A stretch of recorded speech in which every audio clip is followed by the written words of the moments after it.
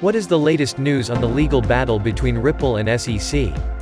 Did the courts grant the SEC request to file a reply brief in connection with the Hinman documents? What exactly did Ripple respond with? Plus, what is next for Ripple after today's ruling? And lastly, what was the Federal Reserve FOMC meeting all about? And what effect would the meeting have on the crypto market? Stay tuned till the end of the video to find out. But first, we are giving away 25 XRP at the end of the month to one random subscriber to start on their XRP journey. All you need to do is to like the video, subscribe and comment your thoughts on XRP in the comment section. Welcome back XRP Army. Let's grow the XRP Lab community by pressing the like button and subscribing to this channel to stay updated at all times. As predicted earlier, the case between the SEC and Ripple doesn't look like it's ending anytime soon because the latest ruling by Judge Ned Byrne against Ripple on Wednesday seems to have just prolonged the matter again. Also, the Federal Reserve had their FOMC meeting today where they announced that there's going to be a rate hike. What will this rate hike do to the market? In this video, I am going to explain at length what this means for the crypto market, what the experts are saying that the hikes are going to do to the markets, what they have already done, and specifically why some experts are saying that this hike could flip Bitcoin and the crypto market from going red to actually go green.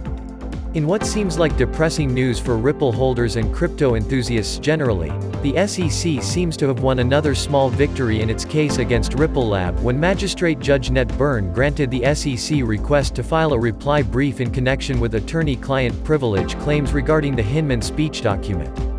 If you will remember, just earlier this week, Ripple Lab lawyers opposed an SEC request to file an additional brief to support its Hinman speech claims, a speech which has so far become the focal point of the SEC case against Ripple.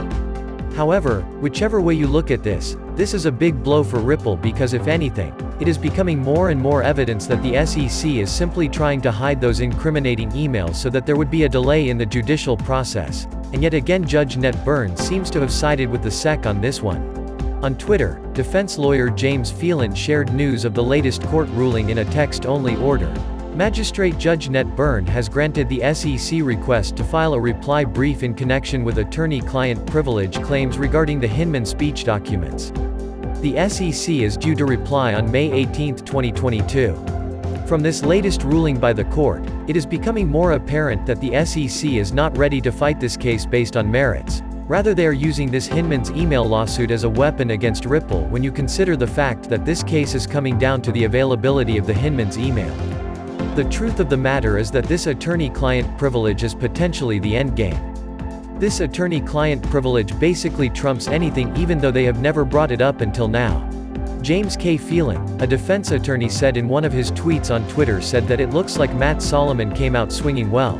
But when you consider how this has dragged on, it doesn't look like he came out swinging hard enough, because the SEC has only gone and asked for an extension of time to essentially reply to Ripple's opposition, and Judge Ned Byrne ended up granting them that time. So right now, the SEC has until May 22 to reply to Ripple's reply as regards this new client-attorney privilege assertion. Solomon comes out swinging in opposing the SEC request to file a reply brief.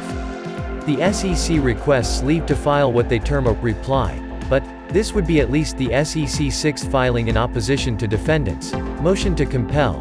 The SEC now claims that the last year of briefing, oral argument, the court's decisions, and their motion for reconsideration were all an academic exercise because it turns out that the documents, every single one of them, are actually privileged attorney-client communications. On Tuesday, Matthew Solomon opposed at least the sixth the SEC motion, filing in opposition to defendants' August 10, 2021 motion to compel. By saying, since the defendants filed this motion to compel nearly 9 months ago, the court has twice overruled the SEC improper deliberative process privilege objection and close of fact and expert discovery. The SEC continues to withhold all documents related to a former SEC official's June 14, 2018 speech. At this point, it is becoming incredibly obvious that this is simply a tactic by the SEC to delay proceedings. Again, like, you just can't make this entire stuff up. Worth noting that when I mentioned the effect this would have on the timestamp earlier, this latest development certainly won't affect the November 15 deadline for the submission of those motions for summary judgment.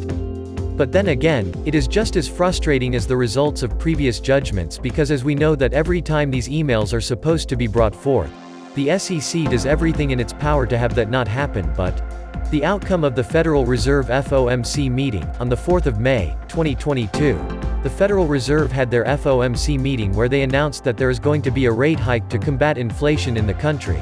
This will be the second time there will be a hike in rate by the central bank this year. The Federal Reserve announced that they are raising rates by 50 basis points, 5% interest rate hike to the previous one, which will make it a total of 1% hike. According to the Federal Reserve Chairman, Jerome Powell, inflation is much too high and we understand the hardship it is causing, and we're moving expeditiously to bring it back down. What impact will this have on the crypto market? That is the big question. According to some crypto and economic experts, they talk specifically about the effect this would have on crypto coins. They all seem to agree that this won't have many negative effects on cryptocurrency because although people often at times see Bitcoin as the antithesis of what the rest of the markets are doing. That would have been an excellent point, but what most people are forgetting is that Bitcoin itself has been correlated to the Nasdaq. This is enough reason why this hike in rate could as well be flipping Bitcoin green. In fact, as of now, the price of Bitcoin has jumped a little bit into the green. So, the next thing that we have to do now is to keep an eye on May 11th because that is the day the CPI numbers are going to come out. Although the number did come out last month as 8.5%, that is the largest number in 40 years in the United States.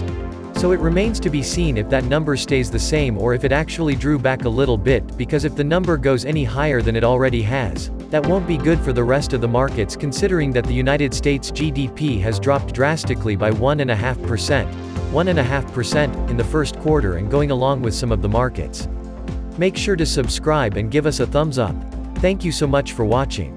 See you in the next video. Kindly note that the prices of cryptocurrencies frequently change, so by the time you watch this video, it might have changed to a whole new value. The information provided in this video does not constitute investment advice, financial advice, trading advice, or any other sort of advice, and you should not treat any of the content as such. The content in this video is for educational purposes only and hence should not be considered financial advice. Do conduct your due diligence and consult your financial advisor before making any investment decisions.